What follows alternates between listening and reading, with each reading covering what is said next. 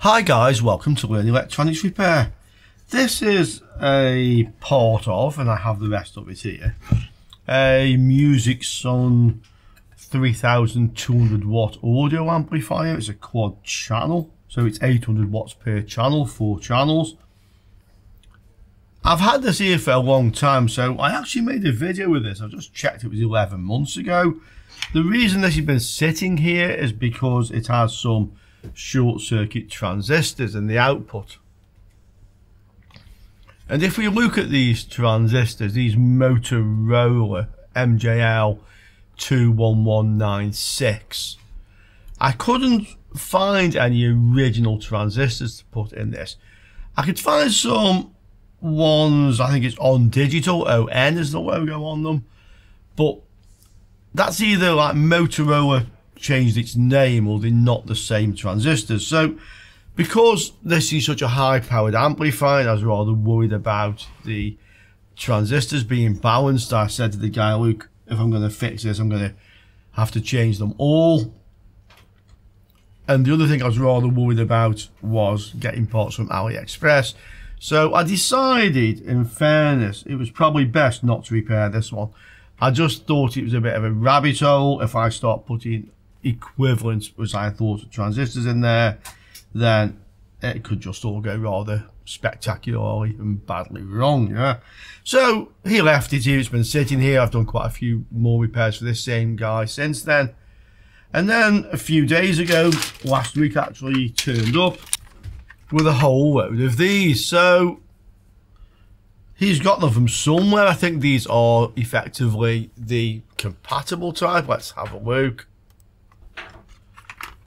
And sort of said to me, well, change all the transistors and let's see if it works. So he's provided these parts. It doesn't seem to want to focus totally clearly, but you can see there, MJL 21196, the same ones with the ON logo. So he's got about 25 of these transistors. The thing on the channel that's blown takes 12. The other 3 channels are actually working on this amplifier. So I've basically been instructed to say, well, can you fix it? This has been sitting on one side for so long, to some extent, I'm not even sure how the thing came apart, you know how it is. So we will see. But I'll follow the instructions, I'll do what he says, and let's see what happens to it. What I do recall is that some of the transistors on this side are shorted. This is the board that effectively fits on there, that's where they all connect to. Let's have a look again. Let's refresh our memories. So I'll just go into diode mode. Yeah, that's short. Okay. I think it was just the end 2 that was short. Just get this one.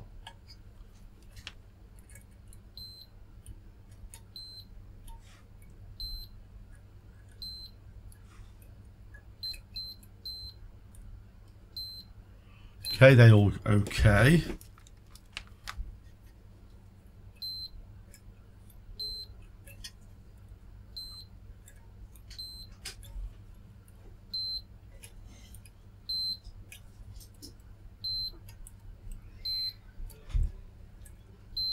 Yeah, that one's short as well.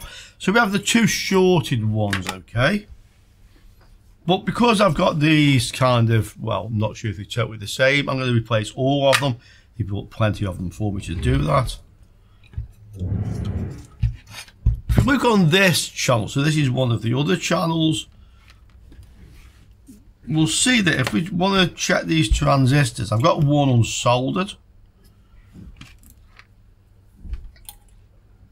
That's on the board, it appears like we have a short between the base and the emitter. Okay, now this isn't actually a short. It appears on all of the transistors. Okay, if we go base collector, it reads like a junction. What that is, and I'll just show you, if I go to ohms range and not on diode range, if I measure across the base emitter, I read about 16 ohms. Okay, this is not a short, this is the base emitter resistors. I proved that by unsoldering one of these previously. So we'll just go back into diode mode. I'll go base emitter. I see this shortish, which it isn't. It's the 15 ohms. The transistor reads okay.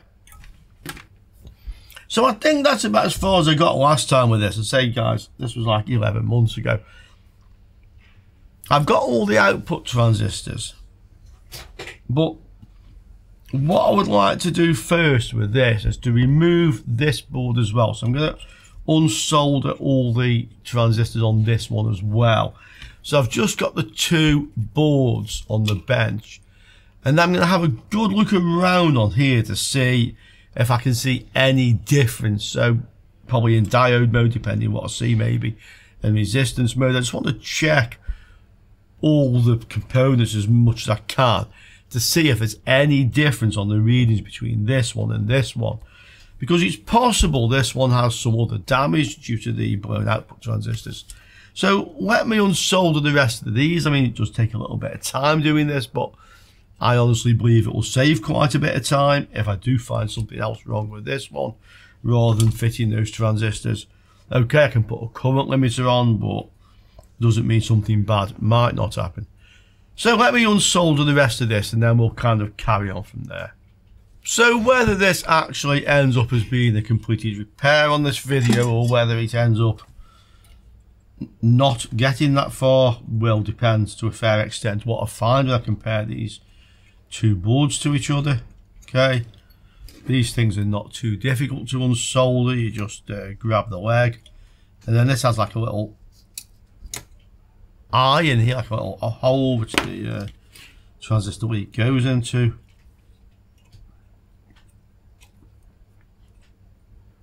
It was clearly intended to be worked on this way.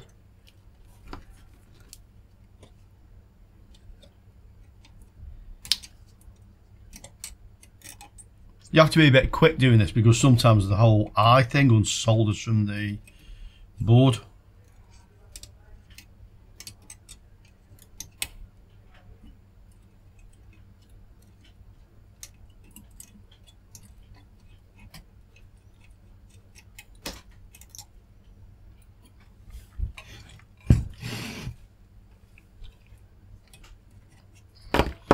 A bit of leaded solder helps with this.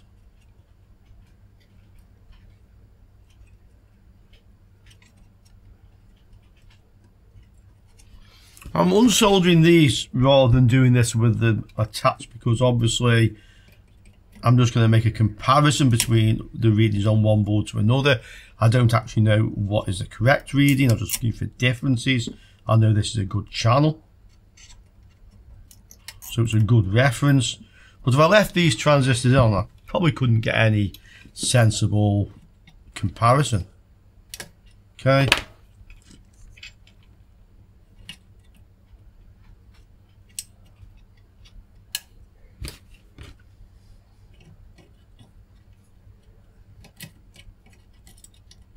You see this one's come loose, you see that? That's what happens sometimes, okay? Yeah, that's what I was talking about. We can fix that later. The trick with this is kind of to warm it up before you hold the pliers with it, so you're not taking the heat out of it, yeah, and then grab it and pull it. At least that's the best technique I've found. Guys, comments?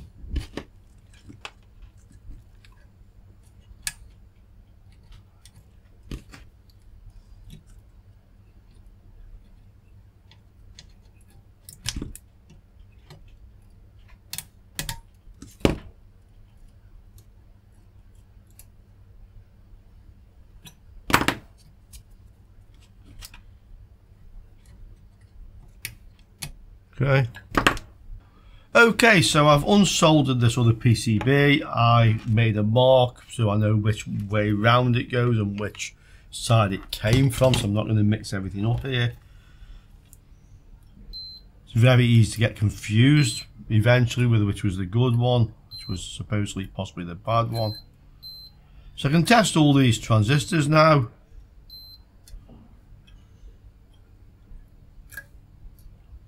Okay.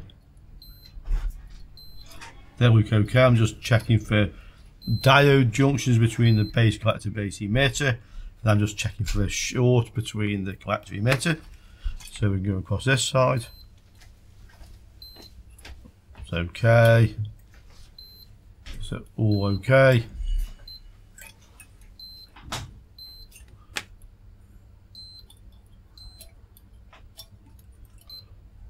Last one.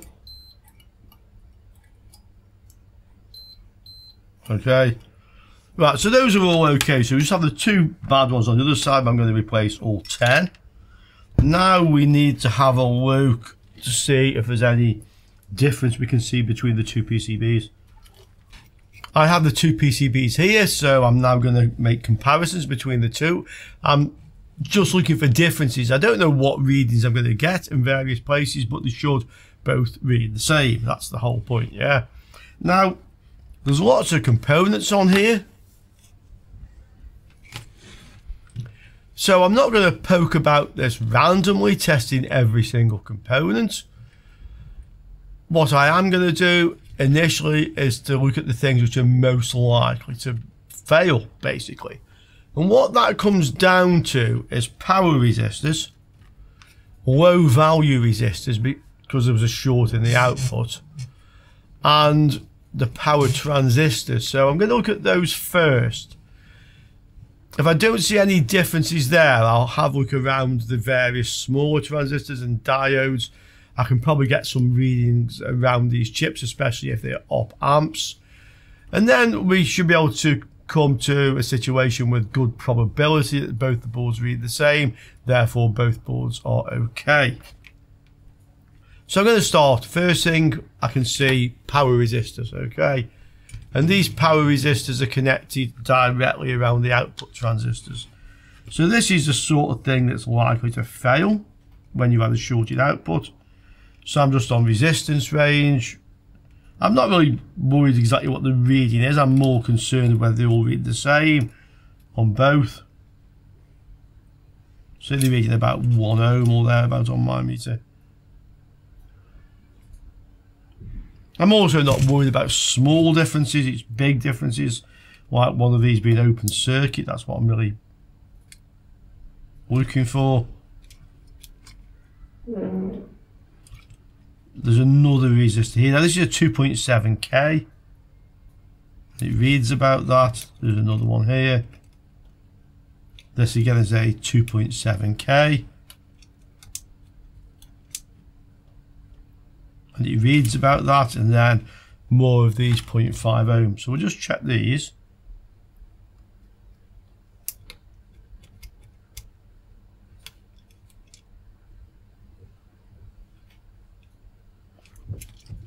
I think this board has a bit of corrosion on it, just not get a good connection. Yeah, have it eventually. Same with this one. Okay.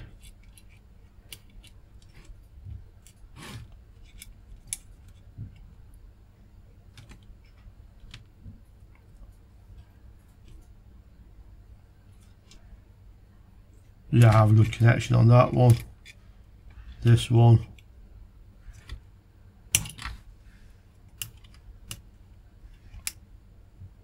Okay. This one. And then I'll check on the other one. So this one with the mark here, this is the good one. Because these resistors all basically read as I would expect, I don't honestly expect to see any difference on this one at all.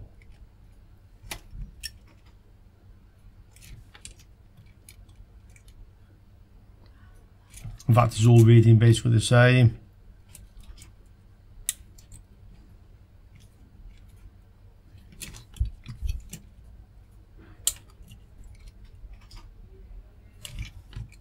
It's 2.7K.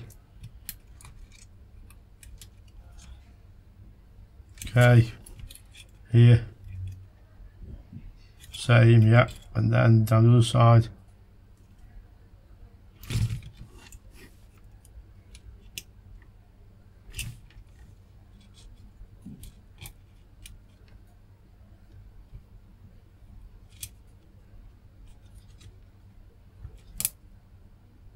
Okay.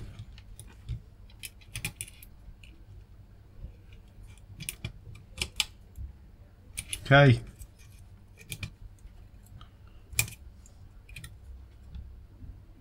Okay, so this sort of repairs are just a bit laborious and time consuming more than difficult, but you really should go through this process.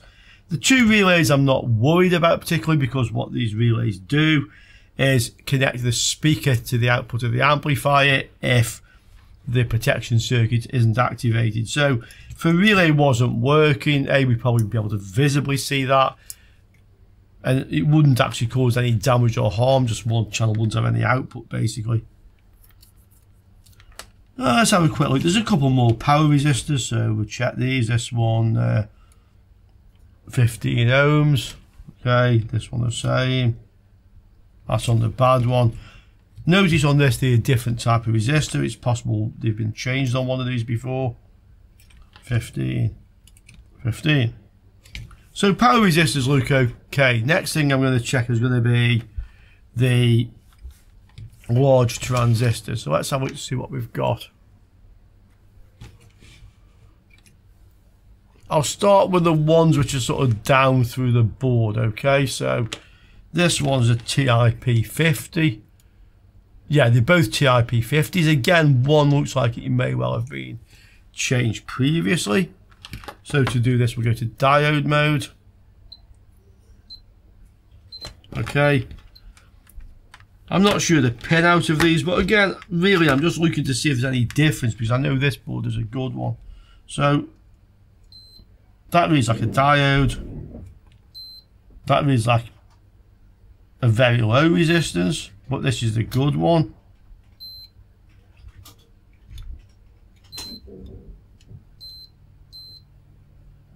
That's probably a base emitter resistor. Let's have a quick look. See if it reads some sensible resistance. Yeah, 112 ohms. I mean, that is a resistance.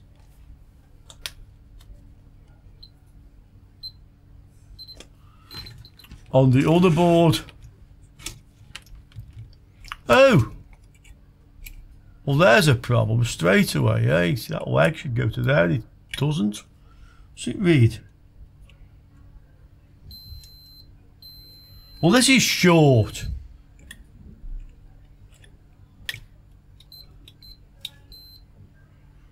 Okay, that reads like a low resistance, the same as the other one did. Which 112 was it?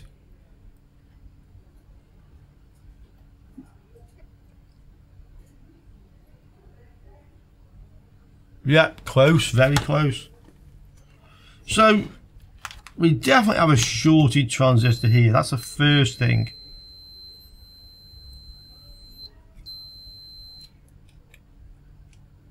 Well, it looks like it. Okay. Resistance range.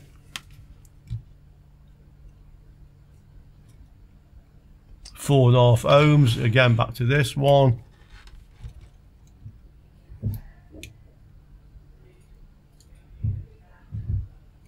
Much higher, 1.3k. So that's a problem. If that is shorted, I'm suspicious of the one next to it. Okay, so again, diode junction.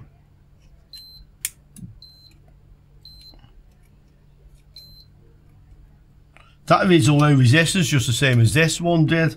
Again, I'm sure that's base emitter. Collector emitter reads quite high. Collector emitter, yeah, same on that one. Again to here. Oh, that's fun. Look at that. A resistor in the middle of a coil. And there's some more low value resistors here we should check. This one. Junction, this red low on the other one. Yeah, reads the same. So that actually reads alright compared to the other one, but this one is definitely short. So because of that, there's no point me really continuing what I'm doing without removing that one, and I would say remove this one as well, so that again both boards are in the same condition when I'm reading elsewhere. Otherwise, if I take this one out and leave this one in, automatically they're not the same again as each other, which should cause readings to look different elsewhere. So I'll take these two out. And while we're at it, I may as well just check this for this low resistance. But I'm pretty sure that is a resistor on the board. Even looking like 100 ohm resistor there, 100 there, another 100, and it was reading close to 100. I think probably the easiest way to unsolder these is to actually unsolder these legs or pins that they're fastened to. Take the whole thing out. Okay.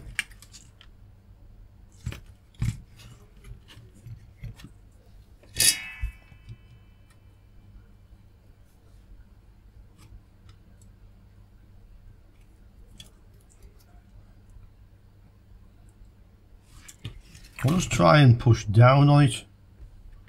See if it wants to come out this way. Yeah. So what's happened is one of the pins has come out. I can soon stick that back into the board again. The other one's just there. It says okay. It's a rather strange way they constructed this, to be quite honest, in my opinion, but hey, that's how they did it. Yeah.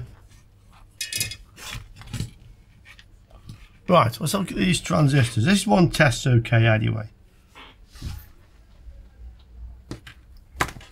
So multimeter.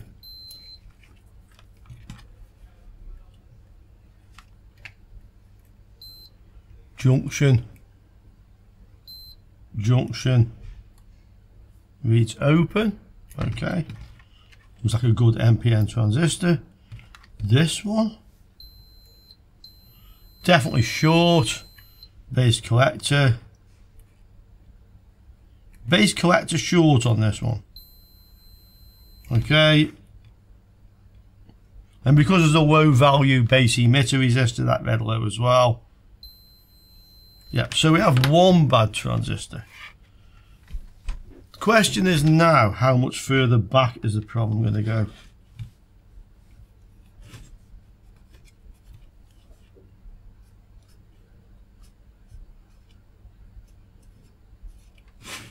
I've just made a little note on there where it comes from, what it is. Just in case we remove a lot of stuff, yeah. Right, so we have some more on heat sinks here. These should be the next ones to look at.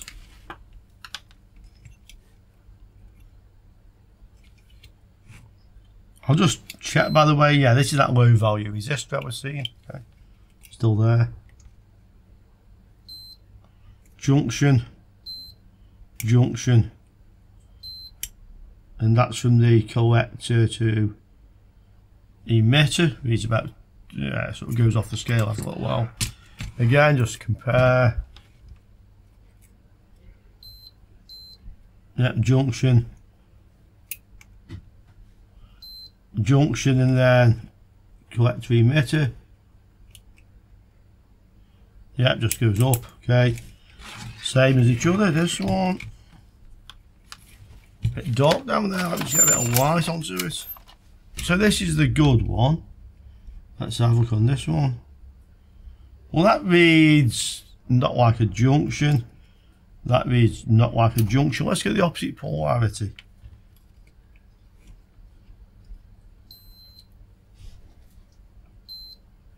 That reads like a junction now. That reads like a junction now. And I'll put the negative to the collector. It looks like this is a PNP that's climbing up. Okay, on this one.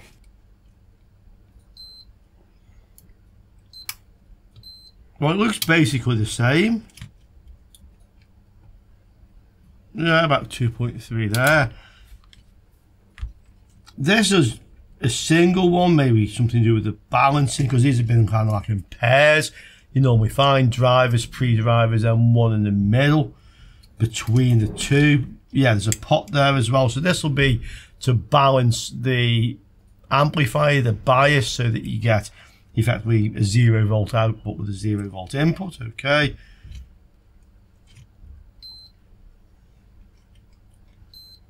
This is probably the base. I'm just looking at the layout of the transistor. That looks like it should be the base. Looks like an NPN transistor, so that's okay.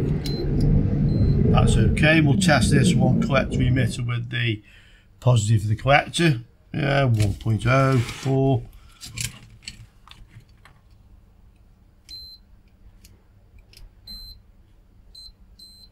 Okay, that reads the same. Now we have this little potentiometer here, so these often fail. What I'll do is just check. So if we go underneath,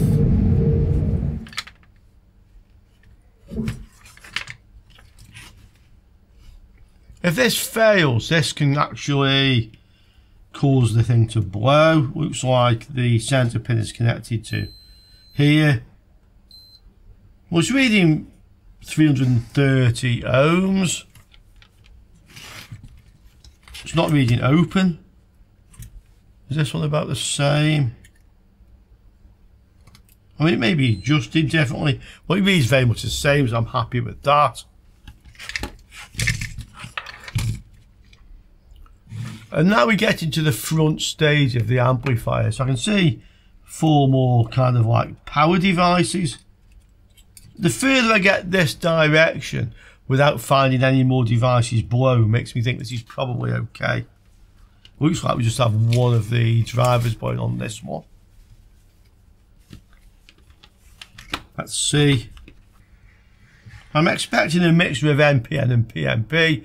I can see 2 pairs and 2 pairs. Might be complementary. Don't read anything in that direction. Let's go this way. If this is the bass, often is on that side, not always. Well,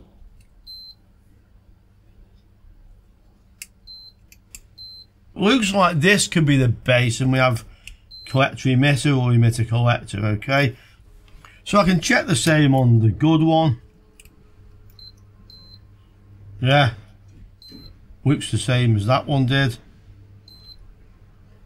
That's reading like a junction there. Let's check again on this one. Oh, so junction and junction, but with a positive to here, nothing.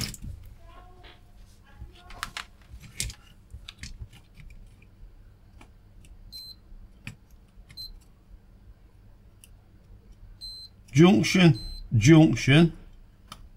No, nothing. I was correct. They're the same. Okay. Next one is mounted the other way round. Let's try like this. This is a good one.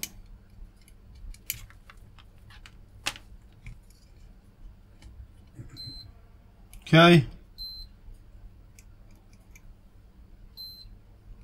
Yeah, 3 readings.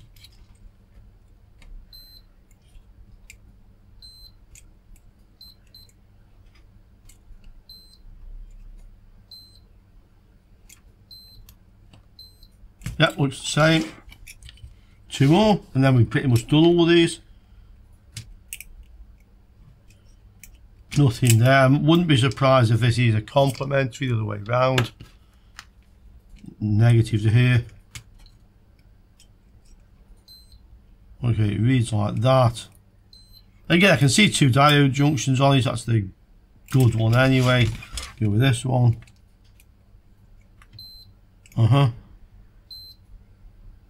Looks the same. The one that's mounted sideways. Okay, looks like a transistor. I'm telling you guys, if you don't have the patience to do this sort of work, if you're repairing amplifiers, power amplifiers, then don't repair power amplifiers, okay? This is part and parcel of the job of this sort of repair. I know it seems almost like aimlessly poking, but I hope I'm showing you that it isn't. So that brings me all the way back to here.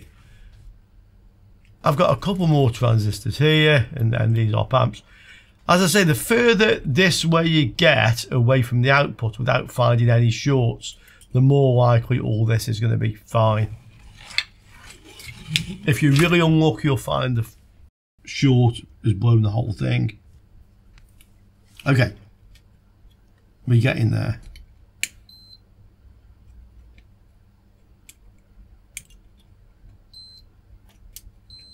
Yeah, these often have the bass in the middle. It looks like it does have bass in the middle, like a PMP. Either end okay.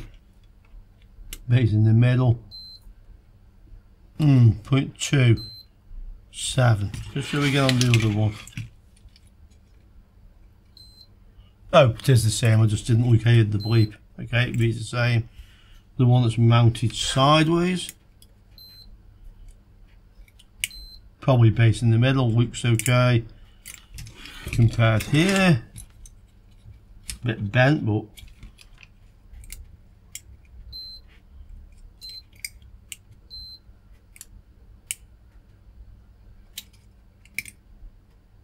looks okay. And then the last one, which is down here. Wouldn't be surprised if this is an NPN with a positive to the middle one. Bass, let's have a look. No. Could be a different pin out.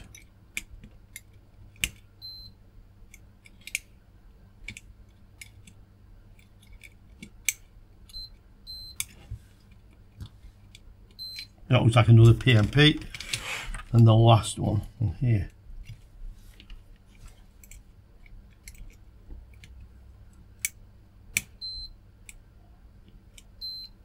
Okay, so I'm all the way back now to where these ICs are. Yes, you could have a fault here.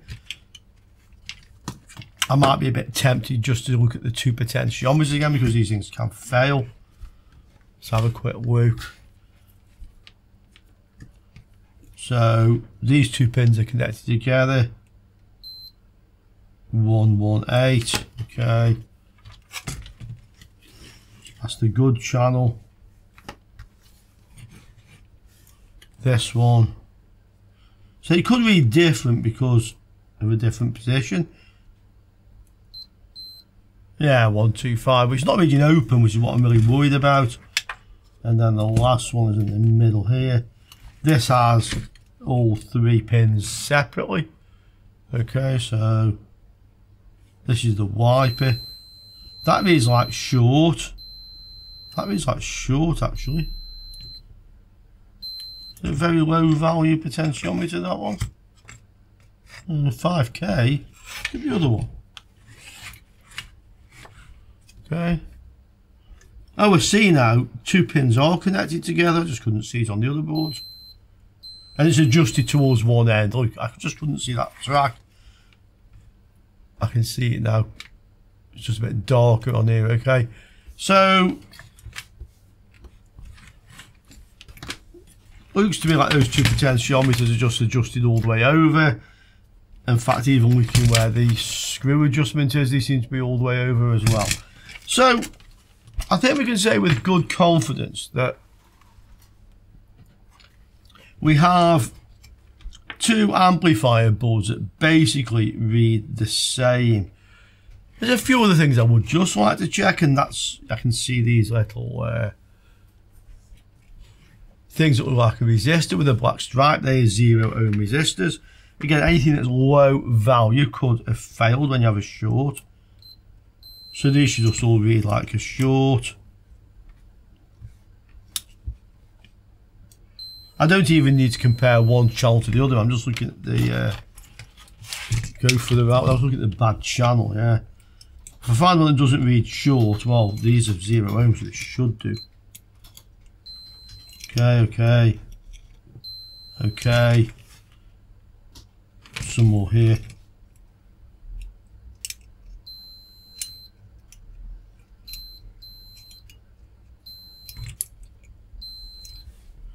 Right.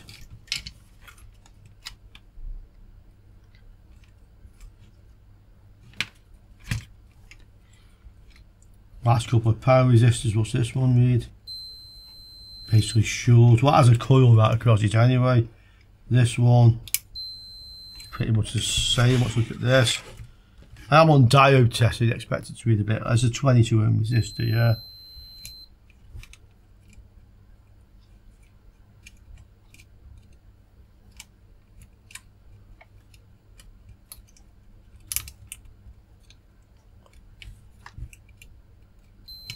course there should be like a short, and there's another 0 ohm resistor down here, and the same on this one here.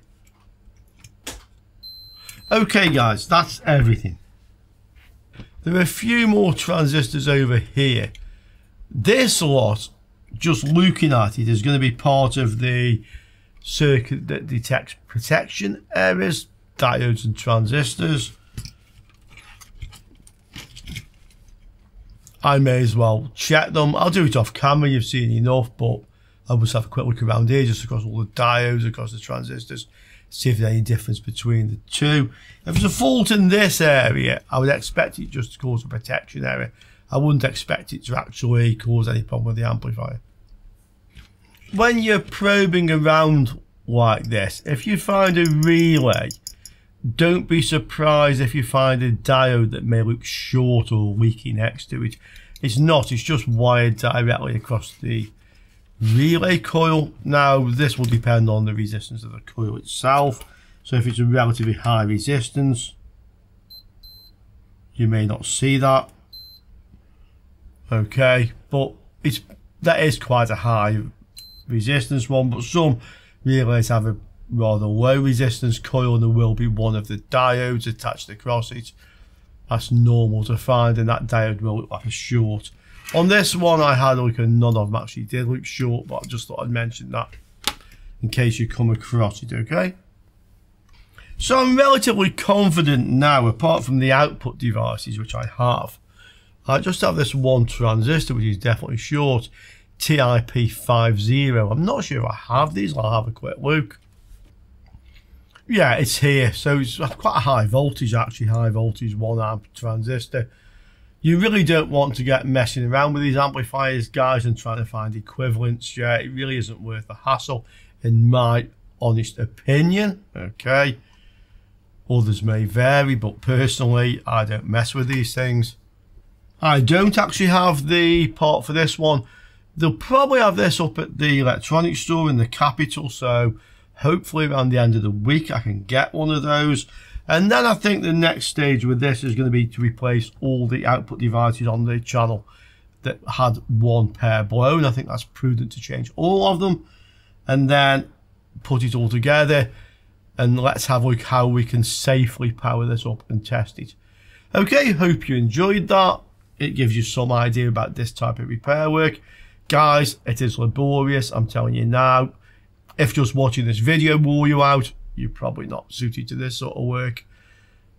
If you find this kind of thing therapeutic, it's for you. Okay, comment, let me know any better ways of doing that, because even I find it a bit of, I've got to spend an hour doing this. So if you guys have any better methods, I'd love to hear from you guys down in the comments below. And likewise, I'd love to see you all soon on another Learn Electronics Repair video. Ciao for now, guys.